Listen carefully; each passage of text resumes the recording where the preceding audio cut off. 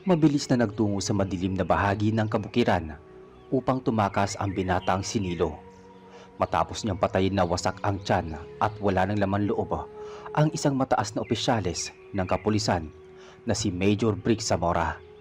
Kilala si Major Zamora sa pagiging diktador at abusado sa kanyang katungkulan. Sa sobrang pagmamadali ni Nilo ay hindi niya napansin na tinamaan pala siya ng bala na mula sa baril ng isa sa mga pulis na kasama ni Major Zamora, na naging dahilan para manghina at tuluyang mawalan ng malay ang binata dahil sa pagkawala ng maraming dugo. Kaya bumagsak sa lupa ang katawan na hubot-hubad sa isang masukal na kagubatan. Sa hindi kalayuan ay may matandang ermitanyo pala ang laging nakasubaybay sa binata sa bawat ginagawa nitong pagpatay sa mga makapangyarihang tao na abusado sa kanilang katungkulan na nagngangalang Mang Wancho. Mabilis na tinakpan ng matandang ermitanyo ng mga tuyong dahon ang buong katawan ni Nilo. Nang maramdaman nitong may mga taong papalapit sa kinaroroonan ng binata. "Tanda, may napansin ka bang tumatakbo sa lugar na to?" Matapang na tanong ng isang pulis na hinihingala. Pasensya na, Ginoo. Wala akong napansin na tumatakbo dito. Pero parang may narinig ako sa bandang likod na parang may gumagalaw. Hindi ko na kasi masyadong maaninag dahil medyo malabo na rin ang mata ko. Dahil na rin siguro sa katandaan at medyo madilim ang paligid. Pagsisinungaling ng matanda. Ganun ba? Ano palang ginagawa mo sa lugar na to? Hindi mo ba alam na mapanganib lalo na sa ganitong oras ng gabi dahil sa mga kumakalat na aswang? Ang diskumpiyadong tanong ng isang pulis. Kabisado ko naman ang kagubatan dahil malapit lang ang bahay ko rito. At kung naghahalala ka naman sa kalagayan ko, tingin ko naman hindi na ako gagalawin ng mga aswang dahil sa wala naman silang makikita sa matandang kagaya ko. Pagkalipas ng ilang oras, ay muling sumilip ang gabi. Matapos na iuwi ni Mang Wancho at gamutin ang sugatan na binata. Habang nagdidikdik ng kanyang ngunguyain na nga ang ermitanyo, ay siya naman ang paggising ng binata. O gising ka na pala, iho. Kamusta ang pakiramdam mo? Sino po kayo? At nasan po ako? Wala ka bang natatandaan sa nangyari sa'yo?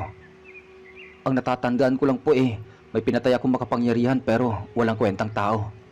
Buti naman at natatandaan mo pa ang bagay na yan. Alam mo bang nakita lang kita na nakahandusay at walang malay sa gitna ng kagubatan at walang suot na kahit na ano. Mabuti na nga lang, idaplis lang ang pagkakatama sa'yo. Kung medyo minalas-malas ka lang ng kaunti baka pinaglalamayan ka na ngayon. Kilala niyo po ba kung sino at ano ang iniligtas mo? O kung hindi ka man lang ba nagtataka kung bakit ako walang suot na kahit anong damit man lang? Tanong ng binata habang nakahiga. Kailangan pa bang malaman kung sino at ano ang tutulungan mo? Ang alam ko, kapag may nangangailangan ng tulong dapat tulungan. At tungkol naman sa tanong kung bakit hindi ako nagtataka, kung bakit wala kang damit, ang sagot ko dyan wala akong pakialam kung ano man ang dahilan mo kung bakit wala kang suot. Seryosong sagot ng ermitanyong si Mang Wancho. Dahil hindi kilala ni Nilo kung sino ang matandang tumulong sa kanya, ay gusto niya itong subukan kung kasabwat o tauhan ba siya ng mga masasamang loob na tulad ng pinakamayaman at makapangyarihang tao sa kanilang bayan na si Don Ramon. Sumilip si Nilo sa bintana nang makita niyang gabi ay tumayo na siya sa harap ni Mang Wancho at tumingin ng masama. Tahimik na pinakikiramdaman ang sarili. Sa bawat segundong lumilipas ay katumbas nito ay ang unti-unting pagbabago ng anyo ng binata. Ang buong katawan ay binalutan ng mahabang balahibo habang ang mga kuko ay humaba na parang kutsilyo. Ang matay nanlilisik at kulay pula at ang pangil na walang kasing talim na tila kahit anong bagay ay kaya nitong butasin sa pamamagitan ng isang kagat.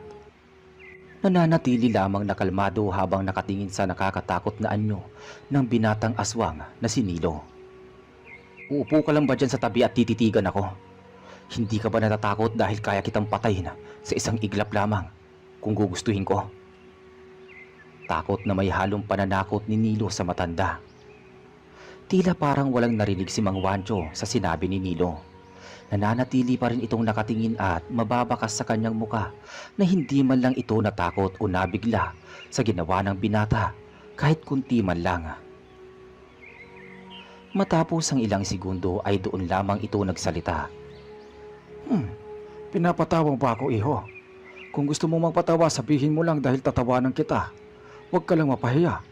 Kung ako sa'yo, tigilan mo na yung ginagawa mo dahil wala ka namang mapapala. At kung hindi mo gusto ang ginagawa ko sa'yo, na pagliligtas, pwede ka namang umuwi. Bukas naman ang pintuan at hindi naman kita pinipigilan dahil nailigtas na kita sa maaga mo sanang kamatayan. Imbis na matakot ay inasar lamang at kinutya ni Mang Wancho si Nilo at pinagpatuloy na lamang ang ginagawa nitong pagkain ng kanyang nganga. Doon napatunayan ni Nilo na hindi siya tauhan ng sinumang masasamang loob. Nabasa rin ng binata na hindi basta-basta ang matandang kausap niya dahil kakaiba ito sa mga taong kanyang nakakasalamuha. Mabuti naman at bumalik ka na sa normal mong anyo. Mukhang bumalik naman din yung lakas mo. Pwede ka na rin umuwi kung gusto mo. Pero kung ako ang tatanungin mo, mas maganda kung bukas ka na lang ng umaga dahil baka nasa paligid lang yung ibang pulis na naghahanap sa'yo dahil mataas na opisyalis ang pinatay mo. Babala ni Mang Wancho.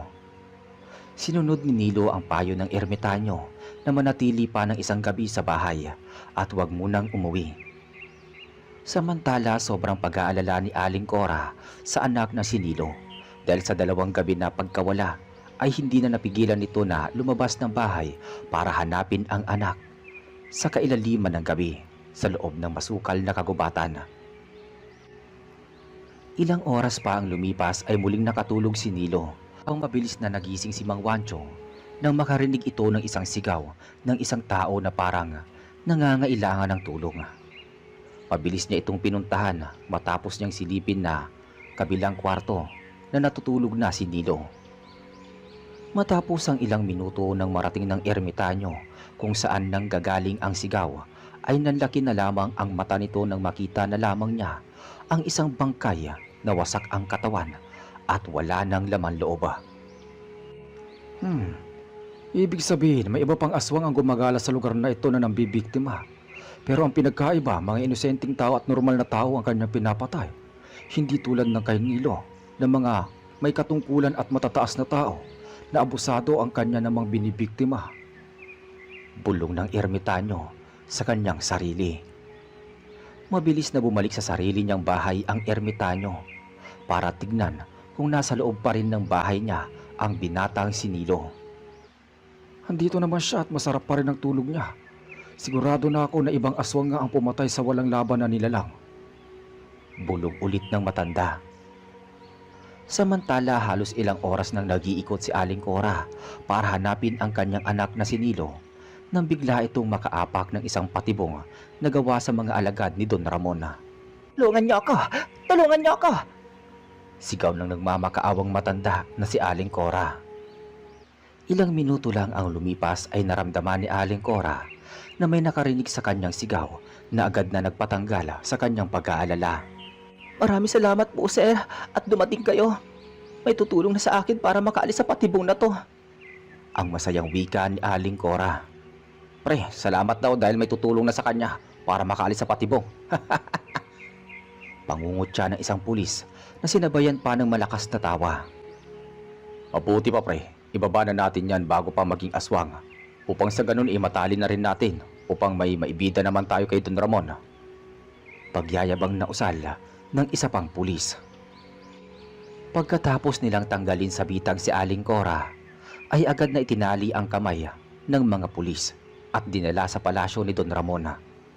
"Mga pre, inutos ni Don Ramon na dalhin natin at itali ang nahuli ninyo sa gitna ng plaza para makita ng taong bayan na nahuli ni Don Ramon ang aswang at pinapasabi din niya na siguraduhin hindi yan makakawala sa kanyang pagkakatali." Matapos ang isang oras, pagkatapos itali sa Aling Cora sa gitna ng plaza, ay isang iglap ay halos napalibutan na ng buong lugar ng mga taong gustong makakita ng aswang. Gusto nilang masaksihan kung papaano magpalit ba ng anyo si Aling Cora. Dahil hindi naman totoong aswang si Aling Cora, ay walang naganap na pagbabago ng anyo. Doon na nagsimula ang pagkainip ng karamihan Kaya ang iba ay umuwi na lang sa kani-kanilang bahay. Pero bago pa maubos ang mga taong nasa plaza, ay lumabas si Don Ramon para solusyonan ang pagkainip ng karamihan. Mga kababayan, huwag muna kayong umuwi. Lalo na ang mga taong nagnanais na naghahanap ng hustisya dahil sa pagkamatay ng mga mahal nila sa buhay sa kamay ng aswang na nasa harapan ninyo. Masasaksiyan ninyo kung papaano niya pagbayaran ang mga buhay na tinanggal niya. Sigaw ng makapangyarihan na Don na si Don Ramon. Nananatiling tahimik lang si Aling Cora habang tumutulo ang luha niya. Alam niyang wala siyang karapatan para magalit sa mga tao, lalo na sa mga may pamilyang na biktima ng aswang. Iniisip niya na lamang na ito ang kabayaran dahil siya ang nagpalaki sa aswang na pumatay ng mga tao. Don Ramon, dapat dyan sa demonyong yan ay sunugin upang hindi na makagambala pa ng ibang tao. Sigaw ng isa sa mga taong bayan. Kung yan ang gusto ng nakararami, yun ang gagawin natin sa paraan para singilin ng aswang sa kanyang kamalian. Malakas na sigaw ni Don Ramon. Sabay-sabay na sumigaw ang mga taong bayan habang galit na galit kay Aling Cora dahil sa paniniwala ng mga tao na siya ang tunay na aswang. Wala silang ibang bukang bibig kundi sunugin, sunugin, sunugin. Walang nakakakilala kay Mang Wancho sa mga taong nasa paligid. Nag-oobserba lamang siya sa mga posibilidad na mangyari. Naghihintay ng tamang pagkakataon. Nang napansin ng matandang ermitanyo na sa unang pagkakataon ay lumapit na si Don Ramon sa nakatali na si Aling Cora, nahawak sa kanang kamay ang isang baso na may lamang gasolina habang nasa kaliwang kamay naman ang isang sulo na siyang gagamitin para sunugin ang nakataling si Aling Cora. Pasimple itong bumulong sa sarili na parang may ginagawang orasyon. Sinabayan pa ng pagpukpok sa lupa ng hawak niyang tungkod. Bago pa magawa ni Don Ramon ang balak niyang pagsunog kay Aling Cora, ay mabilis na nagkaroon ng pagkulog at pagkidlat. Ang madilim na kalangitan ay bumuhos ng malakas na ulan. Mga kababayan, ipinag-uutos na po ni Don Ramon na umuwi na po tayong lahat dahil hindi na po matutuloy ang pagsunog sa aswang. Sigaw ng isa sa mga tauhan ni Don Ramon. Karamihan ay nadismaya dahil sa biglaang pagbabago ng magandang panahon. Ngunit kahit anong galit o sigaw ang gawin nila, ay wala pa rin silang nagawa sa nangyari. Dahil sa lakas ng ulan, ay napilitan din ang karamihan na umuwi sa kani-kanilang bahay na naroon si Don Ramon. May kaunti ring panghihinayang sa mukha ng Don dahil hindi man lang niya naaninag ang natatakpan na mukha ni Aling Cora dahil sa buhok nitong nakatakip. Tanging ang natira na lamang sa plaza ay ang nakataling si Aling Cora at ang dalawa nitong bantay na nakatayo sa magkabilaang gilid ng kawawang matandang nakatali. Ang magandang pagkakataon na iyon ay ginamit ni Mang Wancho. Mabilis itong kumilos at sa isang iglap ay nakita na lamang na nakabulagta ang dalawang nagbabantay kay Aling Cora. Habang wala ng matang nakatingin ay agad na pinakawalan ni Mang Wancho ang nakataling si Aling Cora. Alam ni Mang Wancho na si Aling Cora ang ina ng binatang aswang na kanya ring tinulungan na si Nilo. Kaya niya ito iniligtas sa kamay ng Dona. Ilang oras ang lumipas.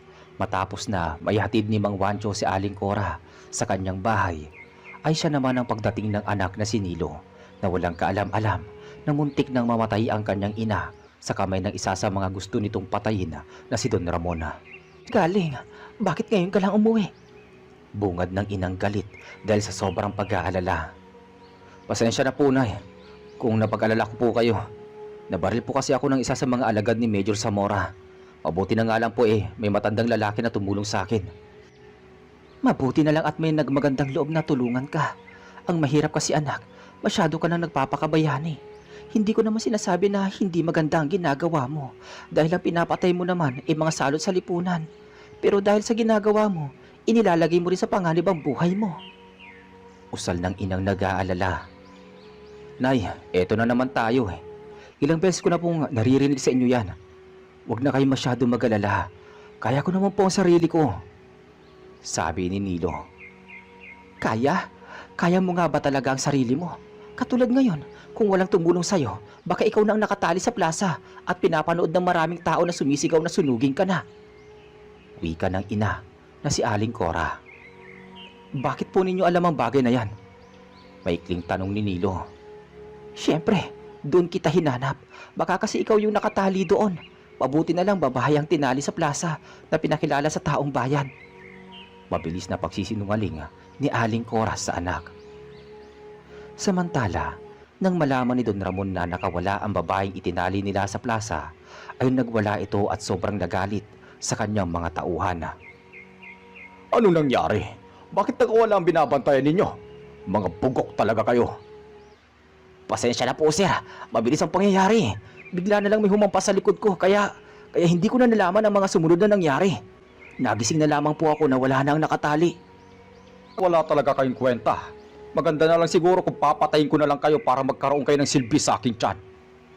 Bulalas ng Dona. Namumula ang mata niya. Walang nagawa ang dalawang bantay kundi ang bumulagta sa sahig at bawian ng buhay dahil sa ginawang pagpatay sa kanila ni Don Ramon na bigla itong nag-iba ng anyo at naging aswang. Alam ni Don Ramon na ang babaeng itinali nila sa plaza ay hindi talaga totoong aswang dahil ang nakitang bangkay sa kagubatan na wasak ang tiyan at wala ng lamang loob ay siya mismo ang pumatay dito dahil siya ang hinahanap ni Mang Wancho na maliban kay Nilo ay may isa pang gumagala sa kanilang bayan. Don Ramon, maganda po siguro kung bumalik na po kayo sa pagiging tao. Baka po kasi may makakita po sa inyo na ibang tao. Ang takot na wika ng kanyang pinakaalalay na si Hector. Matapos na patayin at kainin ni Don Ramon ang mga lamang loob ng dalawa niyang tauhan, ay agad itong bumalik sa anyo ng tao nang marinig ang sinabi ng kanyang alalay. Alisin ninyo ang mga bangkay na yan at ilibing sa malayo para hindi ko maamoy ang kanilang mga kabubuhan. Matapang na utos ni Don Ramon. Masusunod po, Don Ramon. Mahinahon at maiksing tugon ni Hector. Utos mo na rin na hanapin ang babae na katakas. Siguraduhin ninyong may babalik ninyo sa plaza ang taong yon bago maggabi. Dahil kung hindi, kayo ang itatali ko sa plaza. Galit na utos ng Dona. Mabilis na kumilos si Hector at agad na nagsama ng maraming tauhan para muling bumalik sa kagubatan dahil may nakakakilala kay Aling Cora na doon siya nakatira. Samantala walang kaalam-alam ang mag-inang sina Aling Cora at Nilo na may darating na panganib sa kanilang bahay. Nay, para po hindi na po kayo magalit sa akin eh. Babalik na lang po muna ako sa bukid para tignan ang mga pananim natin. At magdadala na rin po ako ng ibang pwedeng itanim para kung may oras pa, madadagdagan natin ang ating mga aanihin pagdating ng tamang oras. Magalang na pagpapaalam ni Nilo sa kanyang ina. Mabuti pa nga anak, ako naman ay magluluto na at maglilinis dito sa bahay para pagdating mo makakakain at makakapagpahinga ka na rin. Huwag ka na masyado magpapagabi dahil nagkalat ang mga tauhan ni Don Ramon. Sabi ng kanyang ina. Masusunod po, Nay. Huwag na po kayo masyado mag-alala sa akin. Halos isang oras lang ang lumipas. Pagkatapos na umalis ni Nilo sa kanilang bahay, ay saka naman ang pagdating ng mga alagad ni Don Ramon sa pangunguna ng alalay nito na si Hector. Walang kalaban-laban si Aling Cora sa ginawang paghuli sa kanya ng mga masasamang loob. Para siyang baboy na kinaladkad na nakatali ang kamay at paa. Pakawalan niyo ako! Ano bang kailangan niyo sa akin? Wala naman akong ginagawang masama sa inyo. Alam mo siguro hindi ka namin mahuhuli ulit, no? Kahit aswang ka pa, hindi ka makakaligtas sa amin. Ang gigil na tugon ng isa sa mga tauhan ni Don Ramon. Sinabi ko naman sa inyo na hindi ako aswang. Sabihin na nating totoo na hindi ka aswang. Tingin mo ba hayaan ka namin mabuhay dahil marami nang nakakakilala sa'yo? Magbibigay ka ng takot sa maraming tao dito sa bayan dahil alam nila na ikaw ang aswang na pumapatay. Usal ng walang awa na alalay ni Don Ramon na si Hector. Matagumpay na naibalik ni Hector sa mga kasama nito na maitali muli si Cora sa plaza. Muling dumagsa ang mga tao at bakas sa mga mukha nito ang saya at pagkawala ng pag-aalala dahil alam nila ay maililigtas na sila sa aswang na pumapatay sa kailaliman ng gabi. Buhay ka, Don Ramon! Muli mo na ibalik ang matandang aswang! Sigaw ng isa sa mga taong bayan na dumagsa sa plaza. Walang patatagalin yan! Sunugin nyo na agad, baka makatakas pa ulit! Sigaw naman ng isa pang taong bayan na galit sa aswang. Sa pagkakataong ito ay mukhang mauubusan na ng swerte si Aling Cora dahil ang ermitanyong si Mang Wancho na tumulong sa kanya na makatakas noong una ay wala sa paligid dahil nagpapahinga ito sa kanyang sariling bahay. Dala na rin ng katandaan ni Mang Wancho ay mabilis na lamang itong mapagod at manghina dahil sa ginawa niyang pagtulong. Nagamit niya ang halos buong lakas niya noong gumamit ito ng malakas na mahika para paulanin ang buong plaza, mailigtas lang si Aling Cora. Lalong umingay ang buong paligid sa plaza dahil sa kanya-kanyang sigaw mula sa maraming tao na tanging ang gusto ng karamihan ay patayin at sunugin ang alam nilang aswang na si Aling Cora. Sabay-sabay ang kanilang pagsigaw ng sunugin. Dahil sa sobrang ingay ay lumabas si Don Ramon upang magpabida sa mga taong naroroon. Ako ay nagagalak sa muli ninyong pagbabalik sa plasang ito. Una sa lahat, ay humihingi ako ng paumanhin dahil sa takot na hinatid ng aswang na ito nang makatakas siya. Hindi ko alam kung may tumutulong sa kanya o likas talaga sa kanya ang makatakas. Pero sa pagkakataong ito, ay hindi na yun mauulit pa kahit bumuhos pa ulit ang malakas na ulan. Pabidang wika ng Don sa taong bayan na siya namang naging dahilan para mas lalong magsigawan at magbunyi ang mga ito. Muling kinuha ni Don Ramon ang sulo at ang gasolina na ibubuhos na sana niya sa mukha ni Aling Cora nang biglang napatingin siya sa mukha nito.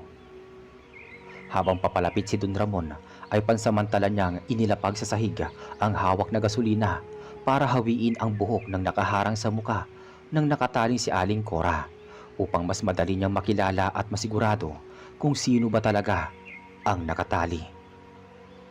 Sa hindi inaasahan ay nagkatitigan si Don Ramon at Aling Cora at isang pangyayari ang hindi inaasahan na naganap dahil magkakilala pala sila ni Don Ramon. Cora, ikaw nga ba yan? Tanong ng naguguluhan at hindi makapaniwala na si Don Ramon. Simon? Ikaw pala yan, Simon? Ang kinikilala ng buong bayan na pinakamayaman at pinakilalang tao. Ganting tugon ni Aling Cora. Iniabot ni Don Ramon ang hawak niyang sulo sa isa sa mga tauhan niya. Muli niyang ipinag-utos na pauwiin na ang mga taong nasa plaza. Tanggalin niyo si Cora sa pagkakatali. Bilisan ninyo! Pasigaw na utos ni Donna. Buhay ka pa pala. Ang akala ko noong una, ikamukha lang ni Simon ang iginagalang at kinatatakutan na si Don Ramon. Yun pala buhay na buhay ang napakahayop na lalaki na kilala ko noon. Galit na usal ni Aling Cora. Hindi ka pa rin nagbabago. Halos 2 dekada na ang lumilipas pero hanggang ngayon, matindi pa rin ang galit mo sa akin. Pangaasar na wika ni Don Ramon. Umalis na ang mga taong bayan, kaya hindi mo na kailangan pang magkunwari na mabuti kang tao. Galit na usal ni Aling Cora. Bakit hindi mo na lang ako sinunog? Dahil ba nakukonsensya ka sa ginawa mo? Alam ko naman na wala kang ganun. Ganting pangaasar ni Aling Cora. Ano ba ang kinakagalit mo, Cora? Dapat nga magpasalamat ka pa sa akin dahil tinulungan pa kitang humaba pa ang buhay mo. Ang nagtatakang tanong ni Don Ramon. Hayop ka! Sinira mo ang buhay ko! Hindi ko sinira ang buhay mo. Sa katunayan niligtas pa kita sa tiyak na kamatayan. Kung alam mo lang, kung hindi ko ginawa sa iyo ang bagay na yon, ibang kalahi ko ang papatay sa iyo dahil humahanga ako sa kagandahan mo. Kaya, ang naputol na wika ni Don. Kaya ano? Kaya mo ako ginahasa? Kung ako ang tinanong mo ba ako kung gusto ko na lang sana pinatay mo na lang ako? Kaysa naman na habang buhay kong pandidirihan ng sarili ko dahil sa ginawa mo sa akin. Ang panlaban na tugon naman ni Aling Cora. Di ba inalok naman kita? Inalok kita ng kasal para kung sakaling may nabuo sa nangyari sa atin, malaking walang ama, ang ating magiging anak. Anong ginawa mo? Tinanggihan mo ako. Tapos sasabihin mo sa akin na sinira ko ang buhay mo? Tingin mo ba, hahayaan ko makilala ka ng anak mo na ama niya? Hindi lang isang mamamatay tao, kundi isang aswang na kinatatakutan ng buong bayan na nagbibigay ng takot sa puso ng bawat tao. Ang mabilisang tugon ni Aling Cora. Nagulat si Don Ramon sa sinabi ni Aling Cora dahil parang inamin na nito na nagkaroon sila ng anak. Anong ibig mong sabihin? Sabihin mo sa akin ang totoo. Nagkaanak ba tayo? Nabigla si Aling Cora sa kanyang sinabi dahil ang matagal niyang tinatagong lihim ay malapit ng mabunyag. Kaya tinangka nitong baguhin ang usapan. Kung pakakawalan mo ako, pakakawalan mo na ako. Kung papatayin mo rin ako, gawin mo na ngayon. Sagutin mo ang tinatanong ko sa iyo, Cora. Nagkaroon ba tayo ng anak? Hindi pa rin sumagot si Aling Cora. Kahit galit na si Don Ramon.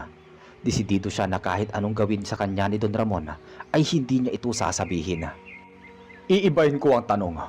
Alam ko na isang binatilyo ang aswang na pumatay sa mga katulad ni Major Zamora. Teka, siya ba ang anak mo? Alam ko naman na hindi ka talaga aswang dahil matagal na kitang kilala, Cora. Ang muling pagtatanong ni Don Ramon. Hindi ko kilala kung sino yung sinasabi mong aswang na pumapatay. Madiing tanggi naman niya. Bilib talaga ako sa iyo, Cora. Kahit matanda ka na, hindi pa rin nawawala sa iyo ang pagiging matapang. Kahit ito pa ay kamamatay mo. Kung ganun, ako na mismo ang maghahanap sa binatang aswang na yon at hindi ko may papangako sa iyo na hindi ko siya masasaktan. Dugtong na babala ng Dona. Huwag mo siya sasaktan. Maawa ka sa kanya. Ang pakiusap ng ina na kanina lang ay ubod ng tapang. Alam ko naman na kilala mo ko na isang aswang at alam mo rin na kaya ko siyang patayin sa isang iglap lamang. Kaya bigyan mo ko ng dahilan kung bakit hindi ko siya papatayin o saktan man lang. Sumagot ka, Cora. Magsalita ka. Oo na, inaamin ko na anak mo ang binatang aswang na yon. Anak ko siya, ikaw ang ama niya. Habang nag-uusap sila ni Aling Cora at Don Ramon, ay walang kaalam-alam ang dalawa na nabalitaan na ni Nilo na sa palitang dinukot ng mga alagad ni Don Ramon ang kanyang ina nang bumalik ito sa kanilang bahay galing sa pagtatanim. Kaya agad itong nagmamadali na pumunta nga sa plaza. Ilang minuto lang ang lumipas matapos na marating ni Nilo ang plaza ay halos 5 na ang 10 alagad ni Don Ramon ang napatay nito. Don Ramon! Don Ramon! Nilusob tayo ng binatang aswang. Sigaw ni Hector habang hinihingal sa biglaang pagtakbo at sabayan pa ng kaba nang makita niya si Nilo sa anyong aswang. Hector, ikaw ang magbantay sa matandang ito at ako ang haharap sa kanya. Matapang na utos ni Don Ramon. Bago pa muling magkita ang mag-ama, ay naubos na ni Nilo ang 10 tauhan nito na nakabantay sa buong plaza. Hayop ka, Don Ramon. Nagkita rin tayo. Saan mo dinala ang nanay ko? Galit na sigaw ni Nilo. Huwag kang mag-alala. Hindi ko naman kayang sakta ng ina ng anak ko. Pagtanggap ni Don Ramon bilang ama ni Nilo. Anong ibig mong sabihin? Ikaw ang ama ko? Nagpapatawa ka ba o gumagawa ka na lang ng dahilan para hindi kita patayin? Ang matapang na sunod-sunod na tanong ng binata. Tama ang narinig mo, anak. Anak ka namin ni Cora. Kaya pala ang gaan ng loob ko sa'yo habang pinagmamasdan kita sa ganyang anyo. Sabi nila, nakakatakot ang itsura mo dahil isa kang aswang. Pero hindi naman ako naniniwala doon dahil natutuwa ako na dumadaloy sa isang binatang katulad mo ang sarili kong dugo. Ang dami mong sinasabi. Kung sagutin mo na lang ang tanong ko, saan mo dinala ang nanay ko? Baka maisipan ko pang pakawalan ka. Babala ni Nilo. Hector, ilabas mo si Cora. Baka sabihin ng anak ko hindi ako nagsasabi ng totoo. Utos ng Dona. Hindi mo ako anak. Kaya huwag ka magpanggap na isang mabuting ama dahil wala akong ama na katulad mong isang demonyo. Nanlaki ang mga mata ni Nilo nang ilabas ni Hector si Aling Cora na nakatutok ang isang baril sa bungo ng kanyang ina. Dahil sa takot niyang baka siya ang isusunod na atakihin ni Nilo. Anak, huwag mo akong intindihin. Umalis ka na rito. Iligtas mo ang sarili mo. Hindi mo kilala si Don Ramon. Kung ano ang kaya niyang gawin. Utang na loob, anak. Umalis ka na. Sabi ni Aling Cora sa kanyang anak. Anak, kailangan natin mag-usap ng masinsinan. Huwag mong pakinggan ang nanay mo dahil ang gusto ko lang naman magkakilala tayo ng lubusan. Ang mahinahong tugon ng Dona. Hindi kita matatanggap na ama kahit kailan. Dahil sa pagmamatigas ni Nilo na hindi niya kinikilalang ama si Don Ramon, ay napilitan itong ipakita ang kanyang totoong pagkatao sa kanyang anak na si Nilo. Namula agad ang mata ng Don, unti-unti ring binalot ang buong katawan ng makapal na balahibo na siyang naikinasira ng damit at suot nito. Katulad ng kay Nilo ay lumabas din ang mga matatalas na pangila at mga kuko sa parehong paa at kamay na parang isang matutulis na patalima. Hindi lang itsura ang nagbago kay Don Ramon. Katulad din sa kanyang anak na si Nilo, malaki din ang pinagbago ng bilis at lakas na meron siya. Kaya mabilis itong umatake at biglang sinakal at nabigla ang binata. Kahit parehong nasaan yung pagkaaswang ang mag-amang sina Don Ramon at Nilo, ay makikita ang pinagkaiba ng kanilang lakas. Dahil mas matanda at mas marami ng eksperyensya si Don Ramon, ay siya ang mas makapangyarihan at mas malakas. Sinabi ko naman sa'yo na gusto kong mag-usap tayo, pero parehas ka lang ng nanay mo. Masyado matapang at hindi nag-iisip ng tama. Maawa ka sa anak mo. Hindi mo siya kalaban. Pagmamakaawa ni Aling Cora kay Don Ramon. Pero kahit anong pagmamakaawa ni Aling Cora ay hindi na nakaramdam ng kahit kaunting awa o pagmamahal ang isang Don Ramon na nasaan yung pagkaaswang dahil mas nangingibabaw na ang galit nito sa kanyang puso. Patuloy na nagpupumigla si Nilo para makawala sa pagkakasakal sa kanya ng ama, pero sadyang malayo ang agwat ng kanilang lakas, kaya naman halos mawalan na ng malay si Nilo bago ito bitawan ni Don Ramon. Sa sobrang panghihina ay bumagsak sa sahig ang katawan ni Nilo saan yung nagbalik sa pagkatao. Halos walang lakas dahil hindi man lang niya magawang makabangon. Kung nakinig ka na lang sana sa akin noong una, ay hindi sana mangyayari to sa'yo, anak. Tignan mo ang sarili mo. Isang kaawa-awang nilalang na hindi man lang kayang ipaglaban at pangatawanan ang gusto mong gawin. Diba gusto mo akong patayin? Mukhang hindi ganoon ang mangyayari dahil ako mismo ang papatay sa'yo. Huwag mong gawin yan sa anak mo. Maawa ka sa kanya, Simon. Wikang umiiyak ni Aling Cora.